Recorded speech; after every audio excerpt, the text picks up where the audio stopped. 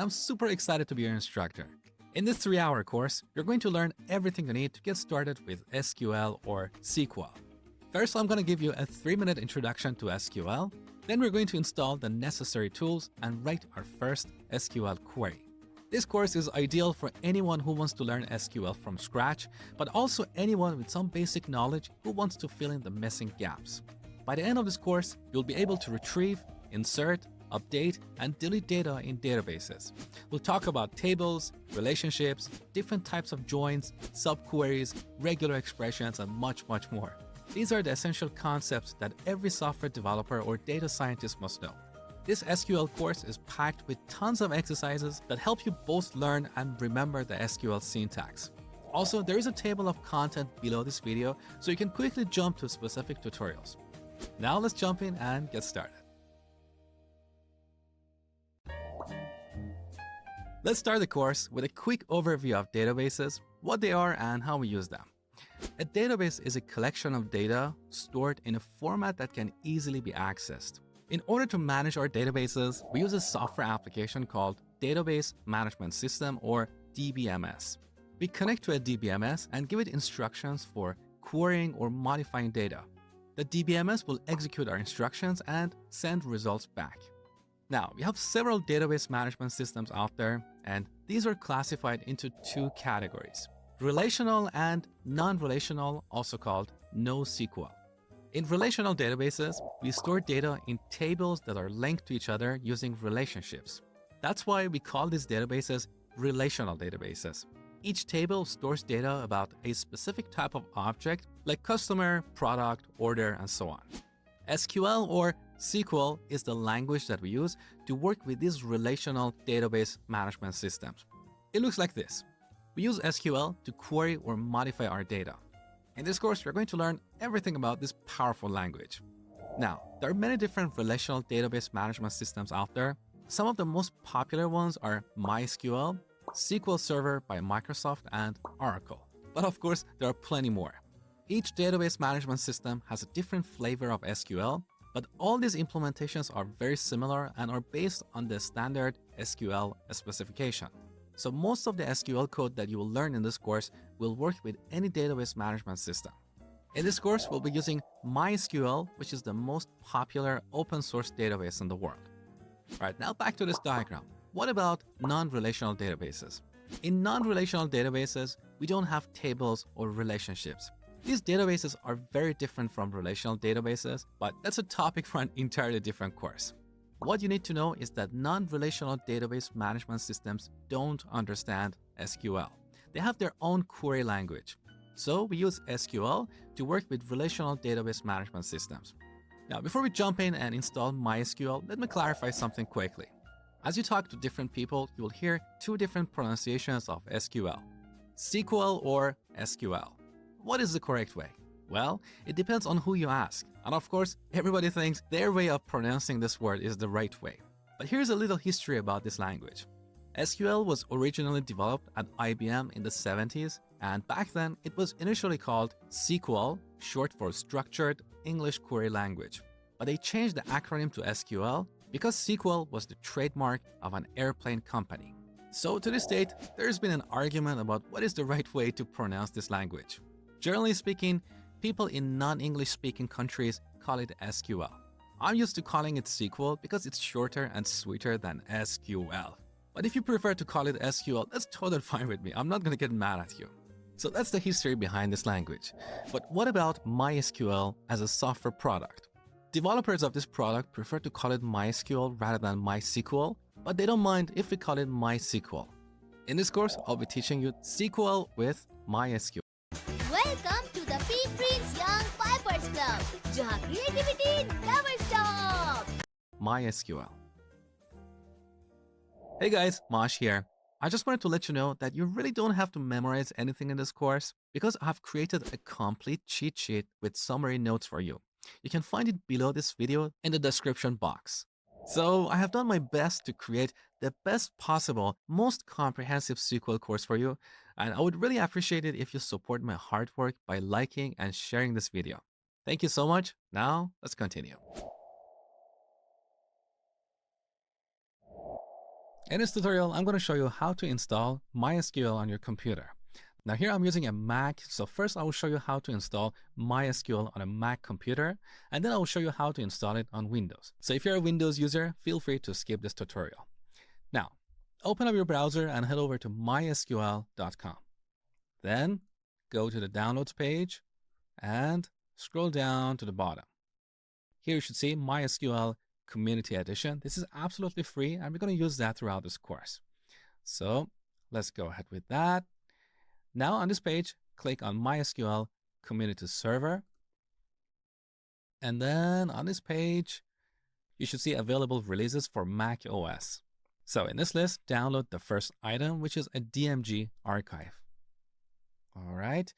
Now on the next page, click on No Thanks, just start my download. All right, as you can see, we are getting a DMG file, which is basically a setup wizard. All right, now the DMG is downloaded, so let's open it and then double click on this package. This will launch an installation wizard, which is pretty easy to use. So simply click on Continue and again and again. Agree with the license agreement and install MySQL. It's going to ask for your password. This is the password that you use to log into your computer. So let's put that here. All right. Now here we need to set a password for the root or the admin user. So click Next, and in this box, type a complex password. All right, now let's finish the installation. And enter your computer's password one more time. And we're done. That was super easy and sweet. All right, we installed MySQL Community Server. Now we need a graphical tool to connect to this server and manage our databases. So back to the downloads page. One more time, scroll to the bottom and go to MySQL Community Edition. And on this page, somewhere you should see MySQL Workbench. This is a graphical tool that we use to connect to our database server. So let's go ahead and download this as well.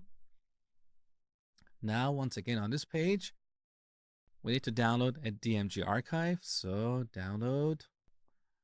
And again, we have to say, no, we don't want to log in or sign up.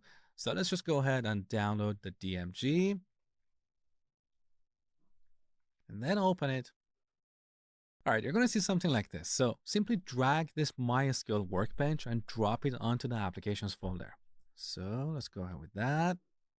Now it's going to copy this into the applications folder. Beautiful. So we're done with the installation. That was super easy. Now press Command and Space and search for MySQL Workbench. There you go. Let's open it. Now, the first time we get this message, because this is an application that we have downloaded from the internet. So we need to tell Mac that we trust this. Let's go ahead with that. So this is MySQL Workbench. Now, by default, you should see a connection here. If you don't see that, you need to create it. Let me show you how to do that. So for this demo, I'm going to right click this and delete this connection. All right. Now let's create a connection from scratch. So click on this plus icon. On this page, give this connection a name. Let's say local instance. Now the connection method that we're going to use is TCP/IP, which is set by default. The host name is 127.0.0.1, which is the address of the local machine. And the port is 3306. This is the default port for MySQL Server. That is the username of the admin. Now we need to enter the password. This is the password that we set during the installation. So click on Store in Keychain, and in this box, type the password for the MySQL Server. All right. And finally, let's test the connection. Okay, we successfully connected to MySQL Server on the local machine. Beautiful. Let's click OK. And here we have a connection on the homepage of MySQL Workbench. Every time we open MySQL Workbench, we use this connection to connect to our local server. Ja sam Mislav Šepić, izgubio sam 78 kilograma. Mnogi od vas su pratili. All right, we're done with the installation of MySQL on a Mac. Next, I will talk about installing MySQL on a Windows computer. So feel free to skip that tutorial.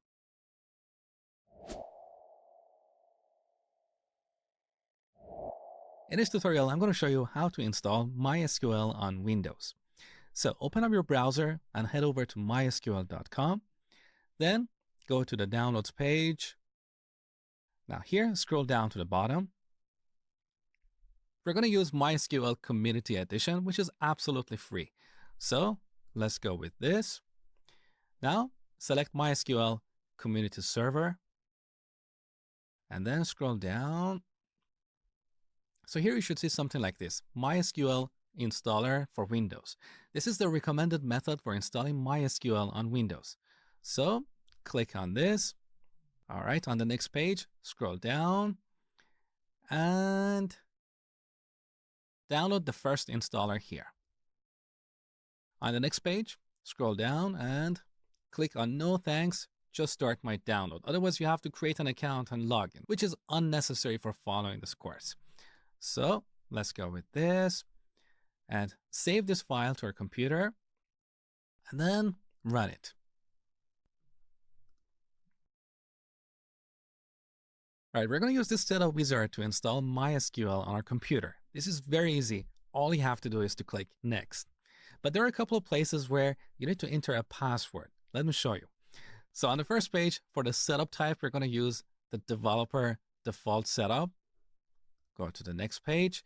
Now here we're getting a little warning because this installation wizard wants to install the connector for Python 3.7.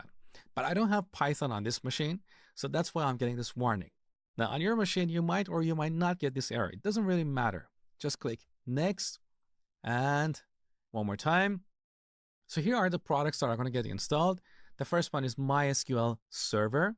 The second one is MySQL Workbench. This is the graphical tool that we use to connect to our database server and manage our databases. You're going to see that soon. So click on execute. Now this is going to take about 5 to 10 minutes. So I'm going to pause the recording. All right, all the products are installed. Beautiful. Let's go to the next page.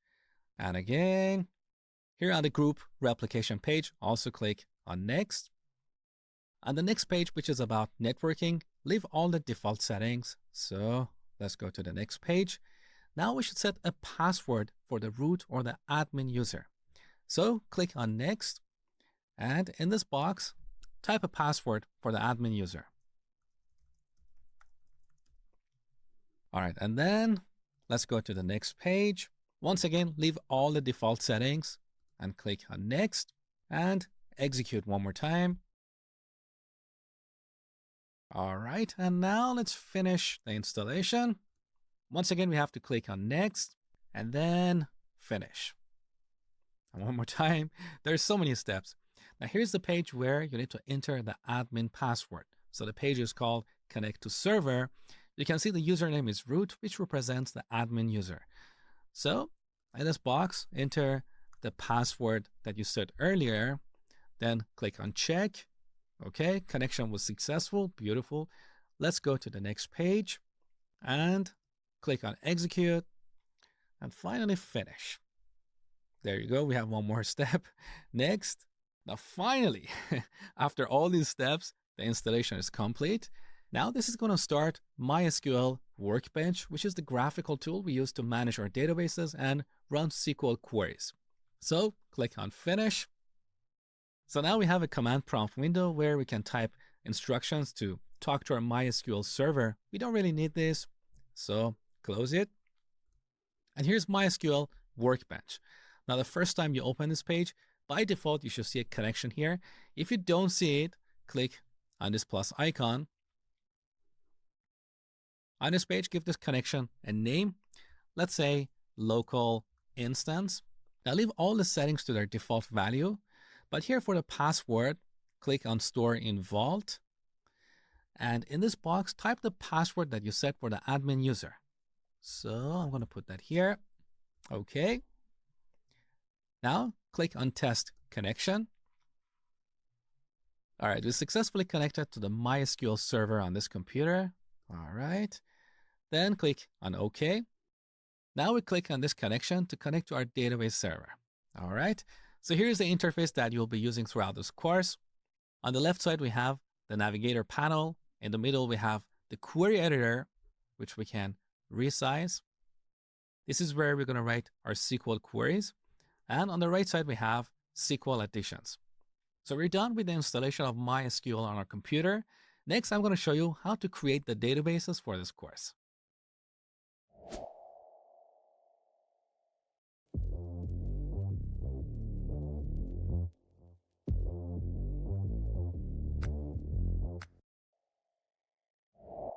In this tutorial, I'm going to show you how to create the databases for this course.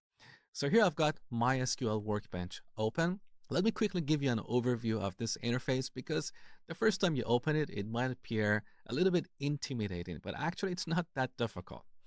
So here on the top, we've got this toolbar with these buttons for creating a new tab for writing SQL code, as well as opening a SQL file. And next to that, we've got a bunch of buttons for creating a database, creating new tables, and so on. On the left side, we've got